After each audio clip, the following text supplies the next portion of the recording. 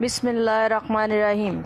حضرت امام حسین رضی اللہ تعالیٰ عنہ جب مدینہ سے کوچ کرنے لگے تو عراق والوں کو پتہ چلا کہ حضرت امام حسین رضی اللہ تعالیٰ عنہ نے یزید کی بیعت نہیں کی اور آپ مکہ معظمہ تشریف لے آئے ہیں، تو انہوں نے متفق ہو کر امام حسین رضی اللہ تعالیٰ عنہ کی خدمت میں درخواستیں اور خطوط بھیجنے شروع کر دیے، جن میں اپنی نیاز مندی اور عقیدت و اخلاص کا اظہار کیا۔ ہم اپنے جان و مال آپ پر قربان کر دیں گے، آپ یہاں کوفہ تشریف لے آئیں، کیونکہ خلافت کا آپ کا حق ہے۔ ہم آپ کے بیعت پر بیعت کریں گے، ہم آپ کے غلام ہیں، آپ کا بھرپور ساتھ دیں گے۔ غرض کے امام علی مقام رضی اللہ تعالیٰ عنہ ان کی خدمت میں عالیہ میں اس طرح کے تقریباً 150 خطوط آئے۔ اب سیدنا امام حسن رضی اللہ تعالیٰ عنہ کے دو مسئلے پیدا ہو گئے، ایک کوفیوں کی بے وفائی، دوسرا یزید کی حکومت جو دین کے لیے ایک خطرہ بن چکی تھی۔ ایک طرف امام حسین رضی اللہ تعالیٰ عنہ کو کوفیوں کی طرف سے بیعت کے لیے اصرار، جس کے رد کرنے کے لیے کوئی شرعی عذر نہ تھا، اور دوسری طرف صحابہ اکرام کا اصرار کہ آپ کوفہ نہ جائیں۔ میرے پیارے مسلمان بہن بھائیوں، تو لہٰذا آپ نے صحابہ اکرام کے مشورے سے حالات کا جائزہ لینے کے لیے اپنے چچا زاد بھائی حضرت امام مسلم بن عقیل رضی اللہ تعالیٰ عنہ کو اپنا نمائندہ بنا کر کوفہ روانہ کر دیا، اور حضرت امام مسلم رضی اللہ تعالیٰ عنہ نے اپنے دونوں صاحبزادے محمد و ابراہیم کو ساتھ لیا اور کوفہ پہنچ گئے۔ کوفہ والے تو پہلے ہی آپ کے انتظار میں تھے، دیکھتے ہی باغ ہو گئے، آپ کا شاہانہ استقبال کیا۔ آپ کے کوفہ پہنچنے کی خبر فوراً تمام شہریوں میں پھیل گئی۔ مخلوق جوک در جوک آپ کی زیارت ملاقات کے لیے حاضر ہونے لگے۔ کوفہ میں ایک نئی بہار آ گئی، ایسا معلوم ہوتا تھا جیسے آسمان سے چاند اتر آیا، چہروں سے نور کی شعائیں نکل رہی ہیں۔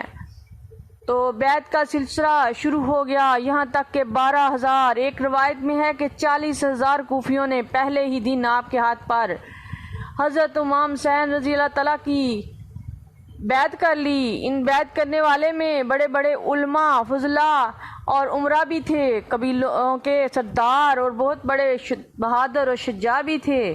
حضرت امام مسلم رضی اللہ تعالیٰ انہوں نے عراق والوں کے اس جذبہ محبت اور جوش عقیدت کو دیکھ کر فوراً حضرت امام حسین رضی اللہ تعالیٰ عنہ کی خدمت میں خط لکھ دیا، جس میں یہ لکھا تھا کہ عراق والے بڑے مخلص اور دیانتدار ہیں، انا جمیع اہل الکوفۃ معک، اور بے شک تمام کوفہ والے آپ کے ساتھ ہیں، جس کا ثبوت یہ ہے کہ 12,000، ایک روایت میں ہے 18,000، ایک روایت میں ہے کہ 40,000 کوفیوں نے میرے ہاتھ پر بیعت کر لی ہے، لہٰذا آپ جلد تشریف لے آئیں تاکہ بندگان خدا یزید کی غیر اسلامی حکمرانی سے نجات پا سکیں اور دین حق کی تائید ہو سکے۔ جب یزید کو ان حالات کا علم ہوا کہ حضرت امام مسلم کوفہ پہنچ چکے ہیں اور لوگ انتہائی جوش و خروش سے ان کے ہاتھ پر بیعت کر رہے ہیں، اور خود امام حسین رضی اللہ تعالیٰ عنہ بھی تشریف لانے والے ہیں، تو اس کے پاؤں تلے سے زمین نکل گئی اور اس سے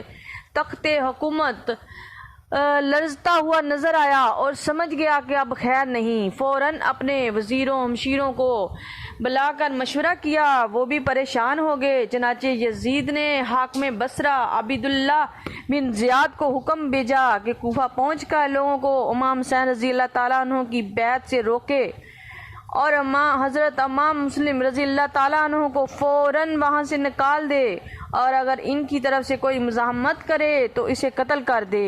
ابن زیاد یزید کا حکم پاتے ہی کوفہ روانہ ہو گیا۔ ابن زیاد بڑا مکار اور دغا باز انسان تھا، وہ چہرے پر نقاب ڈال کر شام کے وقت حجازی راستے سے کوفہ میں داخل ہوا، جہاں کوفے والے بڑے بے چینی سے سیدنا امام حسین رضی اللہ تعالیٰ عنہ کی آمد کا انتظار کر رہے تھے۔ چنانچہ جب ابن زیاد کوفہ میں داخل ہوا، لوگ یہ سمجھے کہ سیدنا امام حسین رضی اللہ تعالیٰ عنہ کی سواری پہنچ گئی ہے، اور میرے پیارے مسلمان بہن بھائیوں، اور لوگ بڑی کثرت سے خوشی مسرت کے نعرے لگاتے ہوئے جمع ہو گئے، اور ہر طرف مرحبا ابن رسول مرحبا کی آوازیں بلند ہو رہی تھی۔ یہ ظالم جلتا رہا اور کچھ نہ بولا۔ اسے پتہ چلا کہ اکثریت حسین ابن علی کی طرف ہے۔ ابن زیاد آہستہ آہستہ بڑی خاموشی سے قصر عمارت میں داخل ہو گیا، جامع مسجد میں لوگوں کو جمع کیا اور ایک وحشتناک تقریر کر کے ان میں زبردست خوف و ہراس پیدا کر دیا اور کہا کہ خبردار، مجھے یزید کی طرف سے کوفہ کا بااختیار حاکم بنا کر بھیجا گیا ہے۔ مجھے پتہ چلا ہے کہ تم یزید کو خلیفہ ماننے سے انکار کر رہے ہو اور حسین ابن علی کے ہاتھ پر بیعت کر رہے ہو۔ اس کے لیے مسلم بن عقیل ان کی طرف سے بطور نمائندہ یہاں موجود ہے۔ خبردار، کان کھول کر سن لو، اگر تم باز نہ آئے تو تمہارے بچوں کو ذبح کر دیا جائے گا، تمہارے ساتھ تن سے جدا کر دیے جائیں گے۔ ادھر سیدنا امام حسین امام مسلم رضی اللہ تعالیٰ عنہ کو جب اس انقلاب کا علم ہوا تو حیران و پریشان ہو گئے اور مجبوراً ہانی بن عروہ کے مکان پر تشریف لے گئے، جو ایک پکے اور سچے عاشق رسول اور محب اہل بیت تھے۔ ہانی نے عرض کی، یا امام، ایسے حالات میں یہاں تک آپ کی حفاظت اور خدمت کا تعلق ہے، میں اس میں کوئی کسر باقی نہ چھوڑوں گا، آپ بالکل مطمئن رہیں۔ ہانی نے آپ کو اپنے مکان کی ایک محفوظ جگہ میں چھپا دیا اور خفیہ طور پر دل میں آل رسول کی محبت رکھنے والے لوگ جوک در جوک آنا شروع ہو گئے۔ ادھر عبیداللہ ابن زیاد نے سیدنا امام مسلم رضی اللہ تعالیٰ عنہ کی تلاش کے سلسلے میں کئی دن لگا دیے، لیکن کہیں سے آپ کی جائے اقامت کا علم نہیں ہو رہا۔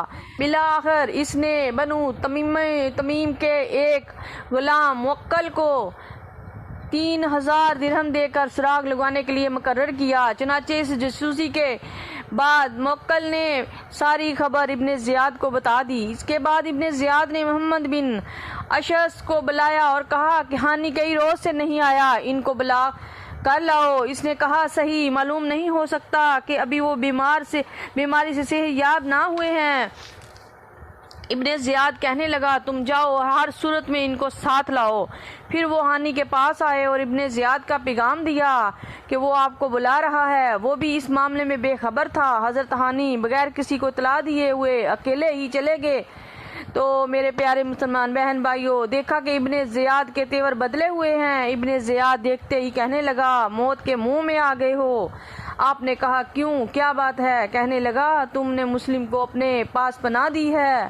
حضرت ہانی نے کہا، تجھے کس نے بتایا؟ اس نے اپنے جاسوس موکل کی طرف اشارہ کیا۔ ہانی نے جب اس شخص کو دیکھا تو سمجھ گیا کہ آپ نے جواب دیا کہ میں نے مہمان کو پناہ دی ہے، کیا حرج ہے؟ ابن زیاد کہنے لگا، اچھا یہی بات ہے تو مسلم کو میرے حوالے کر دو۔ حضرت ہانی نے جواب دیا، یہ کبھی نہیں ہو سکتا۔ کہنے لگا، پھر آپ بھی زندہ نہیں بچ سکتے، خدا کی قسم۔ آپ نے فرمایا، خدا کی قسم میں ہرگز ان کو تیرے پاس پیش نہیں کروں گا، کیا اس کے لیے تو میرے مہمان کو قتل کر ڈالے۔ حضرت ہانی رضی اللہ تعالیٰ عنہ نے کہا، خدا کی قسم میں جان تو دے سکتا ہوں مگر اپنے معزز مہمان کو کسی قیمت پر تیرے حوالے نہیں کر سکتا۔ یہ بات سن کر ابن زیاد بولا، اگر تم نے اس کو حاضر نہ کیا تو تمہاری گردن اڑا دوں گا۔ حضرت ہانی نے فرمایا، اگر تم ایسا کرو گے تو تمہارے قصر کے ارد گرد تلواریں ہی تلواریں چمک اٹھیں گی۔ جب ابن زیاد نے یہ بات سنی تو آگ بگولا ہو کر اٹھا اور اپنے عصا سے حضرت ہانی کو اس قدر مارا کہ ان کے منہ کے رخسار پھٹ گئے اور ناک کی ہڈی ٹوٹ گئی، خون کے فوارے بہنے لگے، تمام بدن بما لباس رنگین ہو گیا۔ اس زخمی حالت میں سسکتے ہوئے آپ کو کمرے میں قید کر لیا گیا اور دروازہ بند کر دیا۔ تو میرے پیارے مسلمان بہن بھائیوں، چنانچہ تھوڑی ہی دیر بعد سارے کوفے میں خبر پھیل گئی کہ حضرت ہانی رضی اللہ تعالیٰ عنہ کو قتل کر دیا گیا ہے۔ انا للہ و انا الیہ راجعون۔ پھر سیدنا امام حسین امام مسلم رضی اللہ تعالیٰ عنہ کیسے برداشت کر سکتے تھے کہ معزز مہمان انہی کی وجہ سے مصائب میں گرفتار ہے اور وہ بھی ابھی تک گھر نہیں آئے۔ آپ باہر نکلے، چند افراد آپ کے ساتھ ہیں، آپ سیدھے دارالامارات پہنچے۔ جب ابن زیاد کو پتہ چلا کہ مسلم بن عقیل لشکر لے کر آ رہے ہیں اور قلعے کا محاصرہ کرنے لگے ہیں تو اس نے اپنی فوج کو کہا کہ ان لوگوں کو ڈرائیں دھمکائیں۔ چنانچہ لوگ ابن زیاد کے خوف سے بھاگنا شروع ہو گئے اور ہزاروں میں سے صرف 500 کے لگ بھگ آدمی رہ گئے۔ درسنا نماز مغرب کا وقت ہو گیا تو آپ کوفہ کی جامع مسجد میں نماز کی ادائیگی کے لیے تشریف لے گئے۔ جب اذان کے بعد جماعت کھڑی ہوئی تو امام کے فرائض حضرت امام مسلم رضی اللہ تعالیٰ عنہ بھی فرما رہے تھے تو سب آپ کے پیچھے کھڑے تھے، لیکن جب آپ نے سلام پھیرا تو دیکھا کہ پیچھے ایک شخص بھی موجود نہیں ہے۔ آپ سمجھ گئے کہ کوفہ والے بے وفائی کر گئے، مگر اب کیا ہو سکتا تھا، اور حضرت امام مسلم رات کی تاریکی میں تنہا رہ گئے، کوئی راستہ بھی بتانے والا نہ رہا، پریشان ہیں کہ کدھر جائیں اور کہاں رات گزاریں۔ حیرت ہے کہ کوفہ کے تمام مکانوں کے دروازے بند ہو چکے ہیں اور سوچتے ہیں کہ واقعی بد عہد قوم نے بے وفائی کی ہے، جو مشہور ہے۔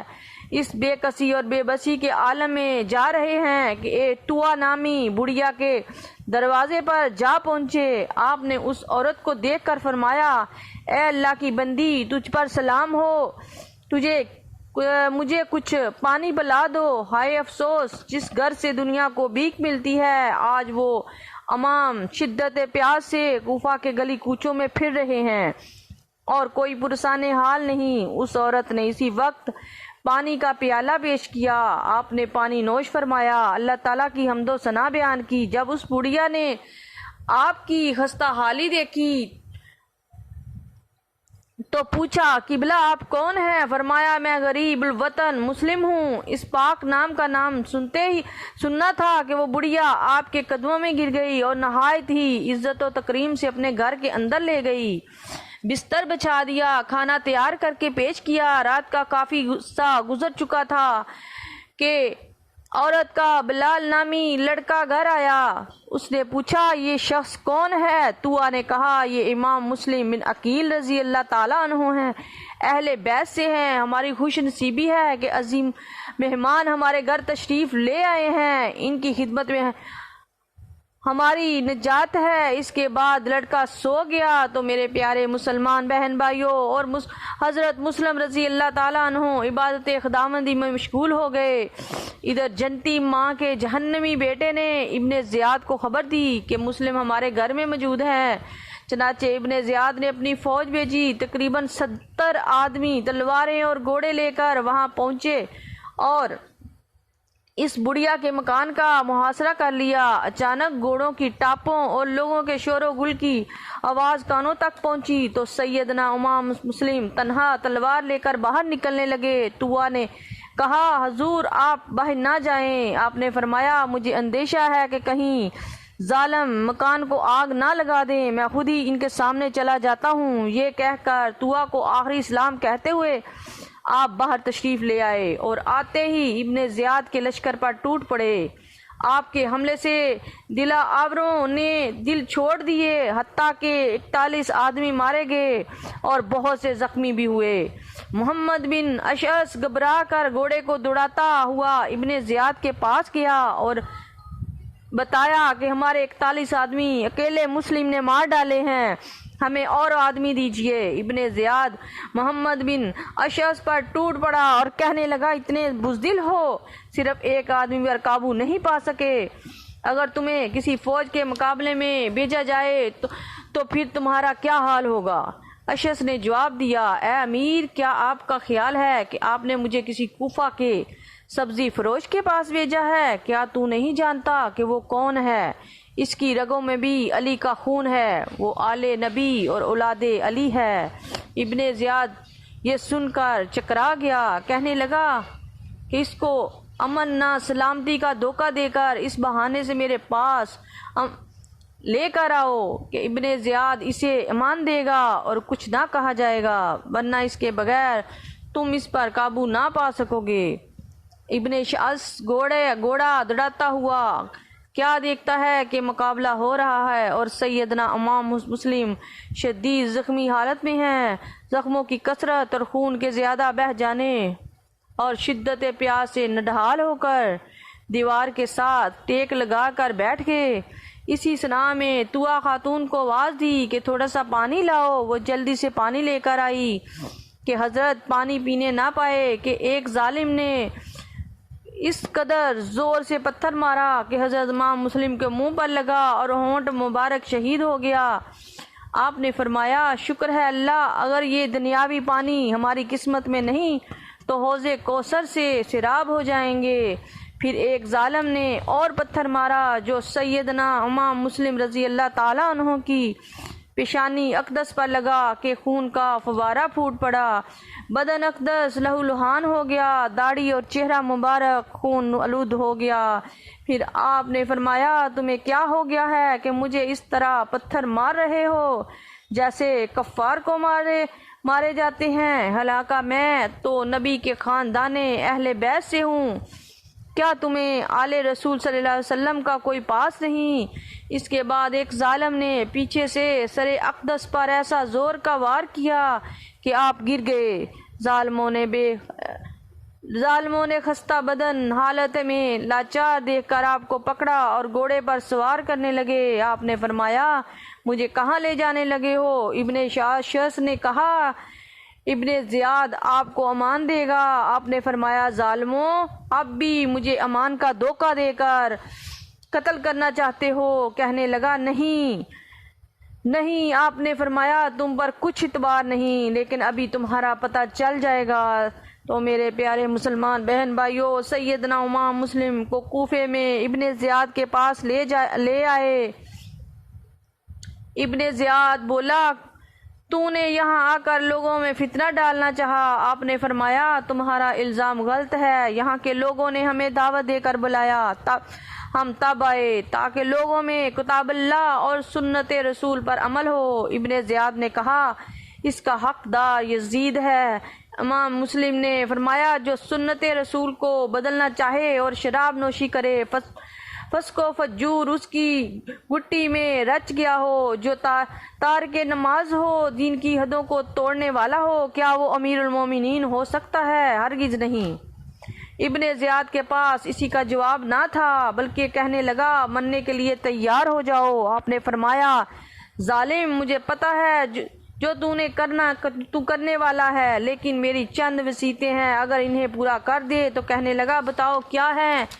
آپ نے فرمایا مجھ پر کوفہ والوں کے 700 درہم قرض ہیں، میری موت کے بعد میری تلوار اور زرہ بیچ کر میرا قرض ادا کر دینا، میرے قتل کے بعد میری لاش کو رنگین خون کے اسی لباس میں دفن کر دینا۔ سیدنا امام حسین رضی اللہ تعالیٰ عنہ کو لکھ دیں کہ کوفہ نہ آئیں، کوفہ والے واقعی بے وفا ہیں، مجھے میرے بچوں کے بارے میں کوئی علم نہیں کہ وہ کہاں ہیں، ان کا خیال رکھنا اور انہیں سلامتی سے مدینے پہنچا دینا۔ سیدنا امام مسلم رضی اللہ تعالیٰ عنہ زخموں سے چور ہیں، مگر ابن زیاد کے سامنے انتہائی جرأت مندانہ انداز اور قوت ایمانی سے کلام فرما رہے ہیں، گویا کہ اس پیکرو صبر و رضا نے یہ ثابت کر دیا کہ جان تو دے دوں گا مگر دین مصطفیٰ صلی اللہ علیہ وآلہ وسلم کے علم کو سرنگوں نہیں ہونے دوں گا۔ آخر عبیداللہ ابن زیاد نے جلاد کو حکم دیا کہ مسلم کو قصر عمارت کی چھت پر لے جا کر قتل کر دیا جائے اور لوگوں کو بتا دے کہ جو کوئی حکومت یزید کی مخالفت کرے گا اس کا یہی حال ہوگا۔ تو میرے پیارے مسلمان بہن بھائیوں، تو چنانچہ امام مسلم رضی اللہ تعالیٰ عنہ کو محل کی چھت پر لے جایا گیا۔ آپ نے نیچے دیکھا کہ مخلوق کا ایک ہجوم ہے، کوئی یارو مددگار نہیں، کوئی غمگسار نہیں اور کوئی اپنا یار نہیں، کوئی ساتھ دینے والا نہیں۔ ادھر ظالم دنیا کے کتے نے اس زور سے تلوار کا وار کیا کہ حضرت امام رضی اللہ تعالیٰ عنہ کا سر انوار تن سے جدا کر دیا۔ سر انوار نیچے گرا تو ظالم نے تن اقدس نیچے گرا دیا۔ اس طرح 9 ذی الحجہ 20 ہجری کو آپ کی شہادت واقع ہو گئی۔ انا للہ و انا الیہ راجعون۔ ادھر امام مسلم کی شہادت کے ساتھ ہی ابن زیاد کی طرف سے کوفہ کے گلی کوچوں میں منادی ہونے لگی کہ جو بھی مسلم کے یتیم بچوں کو اپنے گھر میں پناہ دے گا اسے عبرتناک سزا دی جائے گی، اور جو انہیں پکڑ کر لائے گا اسے بہت بڑا انعام دیا جائے گا۔ چنانچہ امام مسلم رضی اللہ تعالیٰ عنہ کے دونوں یتیم 6 اور 8 سال کے محمد اور ابراہیم کوفے میں ایک عاشق رسول صلی اللہ علیہ وآلہ وسلم محب اہل بیت قاضی شریح کے گھر پناہ لیے ہوئے تھے۔ یہ اعلان سن کر قاضی شریح کا دل ہل گیا۔ مسلم کے شہزادوں کی یتیمی کا احساس اور ان کا دردناک انجام آنکھوں کے سامنے گھومنے لگا۔ کافی دیر اسی فکر میں سوچتے گزر گئی کہ کسی طرح انہی ظالموں کے ظلم سے بچایا جائے۔ کافی غور و خوض کے بعد یہ صورت سمجھ میں آئی کہ کسی نہ کسی طریقے سے راتوں رات بچوں کو کوفے سے مدینہ منورہ پہنچا دیا جائے۔ اسی پریشانی کے عالم میں اپنے بیٹے اسد کو آواز دی، بیٹا یہ دیکھ نوازہ رسول جگر گوشہ بطول مسلم شہید کے یتیم ہیں، بیٹا ان کی خدمت کرنے سے ہمارے نبی کریم صلی اللہ علیہ وسلم خوش ہوں گے بلکہ اللہ تعالیٰ راضی ہوگا۔ عرض کی ابا جان آپ حکم فرمائیں۔ فرمایا بیٹا مجھے پتہ چلا ہے کہ شام کے وقت ایک قافلہ کوفے سے مدینہ شریف جا رہا ہے، لہٰذا انہیں کھانا کھلا کر اور کچھ درہم و دینار دے کر اس مدینہ جانے والے قافلے میں کسی نیک خصلت اور شریف الطبع انسان کے حوالے کر آنا تاکہ وہ انہیں بے حفاظت مدینہ شریف پہنچا دے۔ جنہی قاضی کی نظر ان شہزادوں پر پڑی ضبط نہ ہو سکا، گڑ گڑا کر رونے لگا، آنکھوں میں آنسوں کی جڑی لگ گئی، بچوں کو سینے سے لگا لیا، پیشانی چومی، سر پر ہاتھ پھیرا۔ بچے ابھی تک باپ کی شہادت سے بے خبر تھے۔ قاضی شریح کی اسی کیفیت پر شہزادے حیرت سے ایک دوسرے کا منہ تکنے لگے۔ بڑے بھائی نے حیرانی کے عالم میں دریافت کیا، بابا جی کیا بات ہے؟ ہماری طرف بار بار دیکھ کر روتے ہیں اور پھر ہمارے سروں پر آپ کا شفقت سے ہاتھ پھیرنا، ایسی ہمدردی تو یتیموں کے ساتھ کی جاتی ہے۔ قاضی شرح نے بچوں کو جواب دیا، بچوں میں کس منہ سے بتاؤں کہ ظالموں نے تمہارے باپ کو شہید کر دیا، ہائے تم پردیس میں یتیم ہو گئے ہو، لاوارث اور بے سہارا ہو گئے ہو۔ یہ خبر سن کر دونوں بچے ہیبت و خوف سے کانپنے لگے۔ چھوٹے بھائی کے منہ سے ایک چیخ نکلی اور غش کھا کر زمین پر گر پڑا۔ ہوش آیا تو ابا جی کہہ کر پکارنے لگا۔ قاضی شریف نے بچوں کا بلکنا اور تڑپنا دیکھا نہیں جاتا تھا، بڑی مشکل سے تسلی دیتے ہوئے کہا، شہزادو چپ کر جاؤ، دشمن دیوار سے کان لگائے کھڑے ہیں، تم میرے پاس اہل بیت کی مقدس امانت ہو، اگر مجھ سے اس امانت میں فرق آ گیا تو کل قیامت کے دن میں منہ دکھانے کے بھی قابل نہیں رہوں گا، اس لیے میری کوشش ہے کہ کسی طرح تمہیں مدینے پہنچا دیا جائے، اور جب مدینہ میں پہنچ جاؤ تو نانا جان کے روضہ اقدس پر پہنچ کر میری طرف سے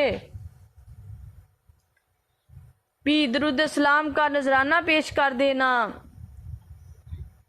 یہ کہہ کر قاضی شریح نے بچوں کو رخصت کیا۔ قاضی شریح کا بیٹا اسد انہیں بڑی حفاظت کے ساتھ اور جاسوسوں کی نظروں سے چھپ چھپا کر کوفہ سے باہر لے گیا جہاں سے قافلہ روانہ ہونا تھا۔ جب وہاں پہنچے تو دیکھا کہ وہاں کوئی قافلہ نہیں ہے۔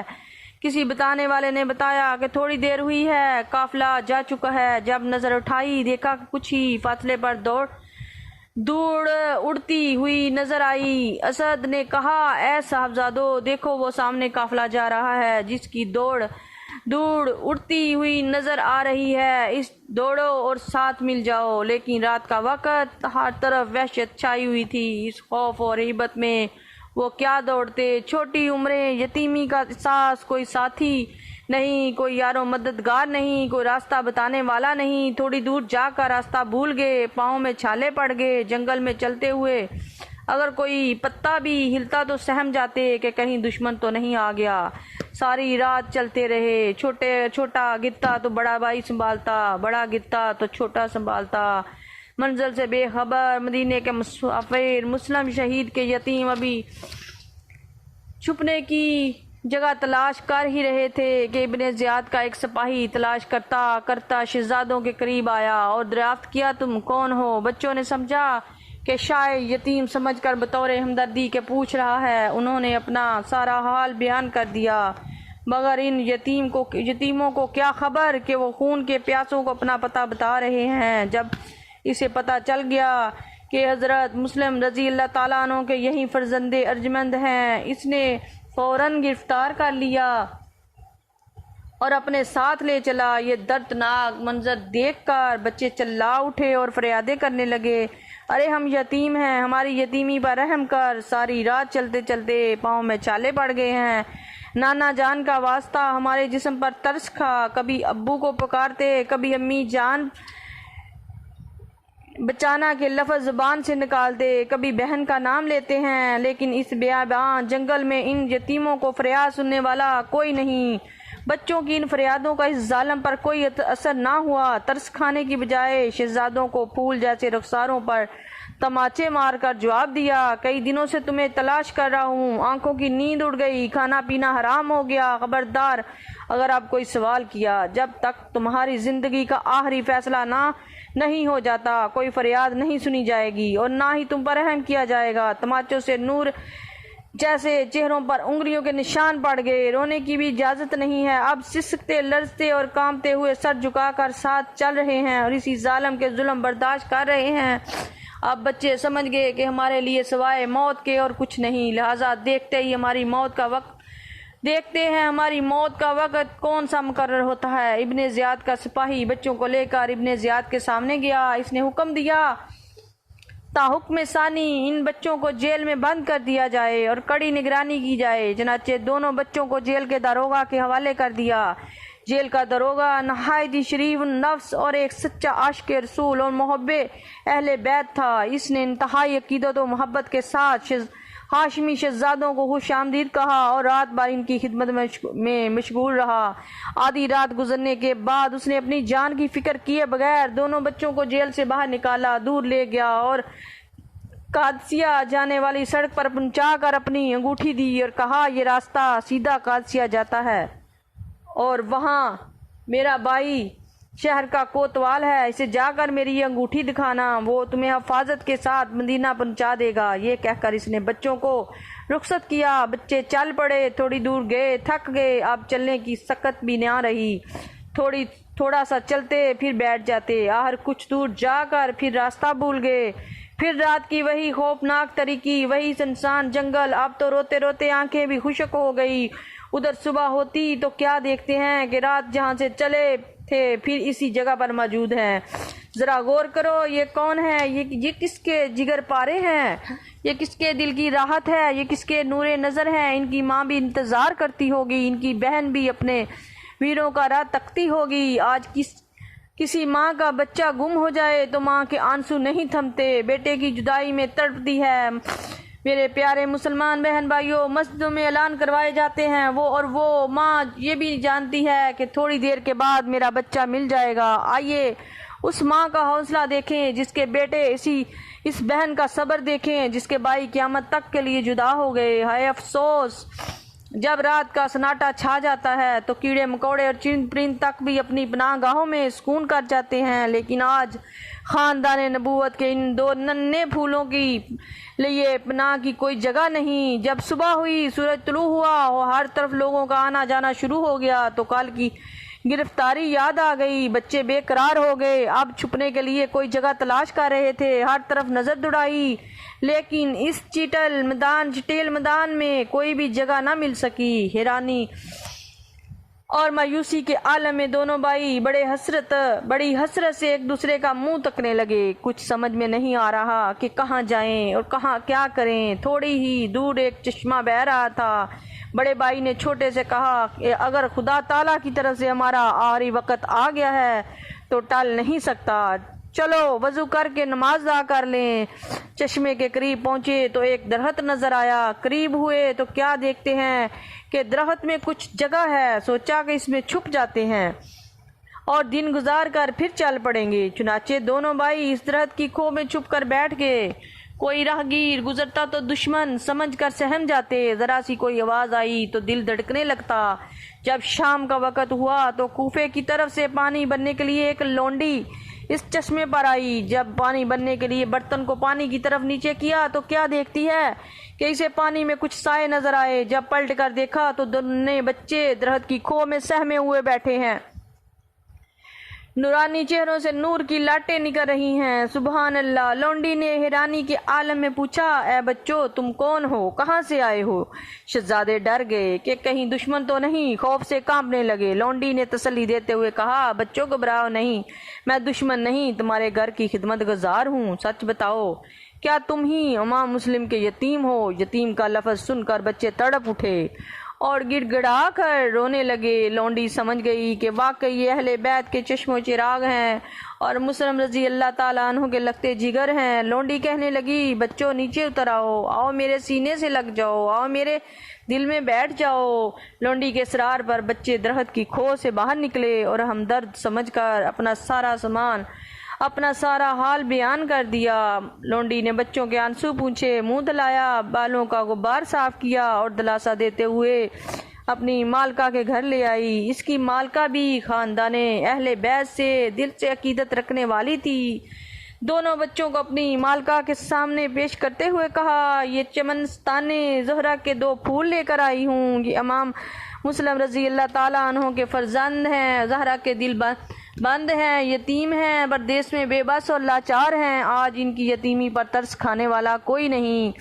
خاندان اہل بیت کے یہ دونوں لال خوف کے مارے درخت کی ایک کھو میں چھپے ہوئے تھے۔ جب مالکہ نے یہ ماجرا سنا تو تڑپ اٹھی، پیار کے ساتھ بچوں کو گود میں بٹھا لیا، زلفیں سواری، کھانا کھلایا اور ایک محفوظ کمرے میں بستر بچھا دیا۔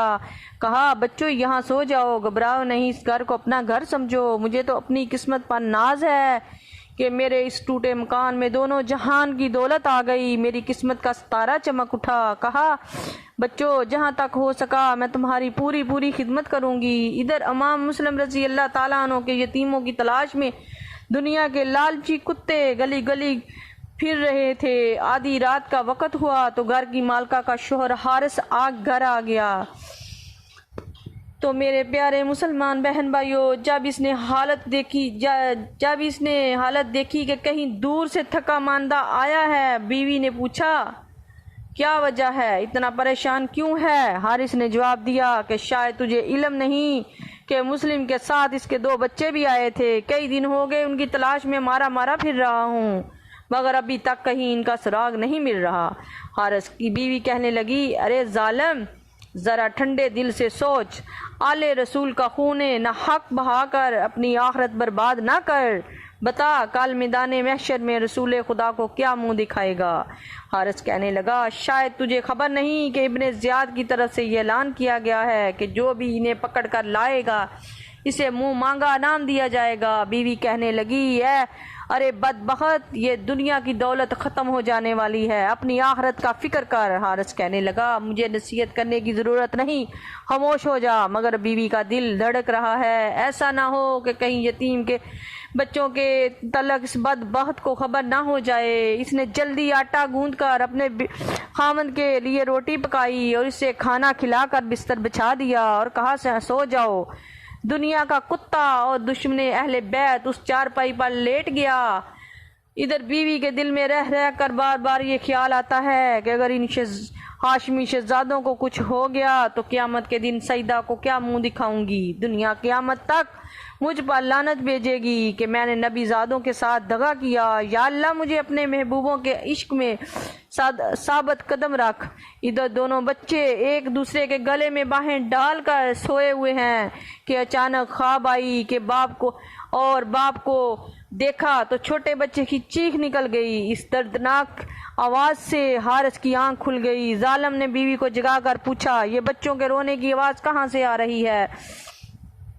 اس نے ٹالتے ہوئے جواب دیا، سو جا ظالم، کہیں پڑوسی کے گھر کوئی بچہ رو رہا ہوگا۔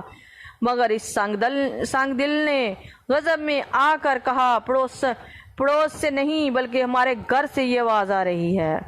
مجھے تو وہی مسلم کے بچے معلوم ہوتے ہیں جن کی تلاش میں کئی دن سے گلی کوچوں اور بازاروں میں پھر رہا ہوں۔ یہ کہتے ہوئے اٹھا اور اس کوٹری کے پاس جا کر کھڑا ہو گیا، تالا توڑ کر دروازہ کھولا، اندر داخل ہوا۔ کیا دیکھتا ہے کہ چراغ جلانے کی ضرورت نہیں، ایسا معلوم ہوتا ہے جیسے 2 چاند آپس میں لیٹے ہوئے ہیں۔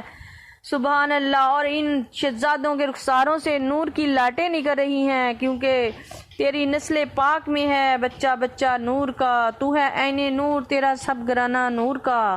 کرہت لہجے میں دریافت کیا، تم کون ہو؟ بچے سہم گئے، چونکہ وہ اس گھر کو اپنے لیے دارالمان سمجھتے تھے۔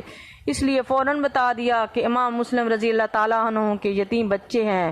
یہ سنا کہ ظالم غصے سے دیوانہ اور پاگل ہو گیا، آگے بڑھا اور نہایت ہی بے رحمی کے ساتھ ان ہاشمی شہزادوں کے رخساروں پر تماچے مارنے لگا۔ اسے یتیم بچوں پر کوئی ترس نہ آیا، شہزادے تڑپ اٹھے، بیوی دوڑی اور درمیان میں حائل ہو گئی، کہنے لگی ارے ظالم، ان یتیموں کو ناستا، ارے یہ فاطمہ کے راج دلارے ہیں، ارے یہ نبی کی اولاد ہیں، ان کی چاند سی صورتوں پر ترس کھا۔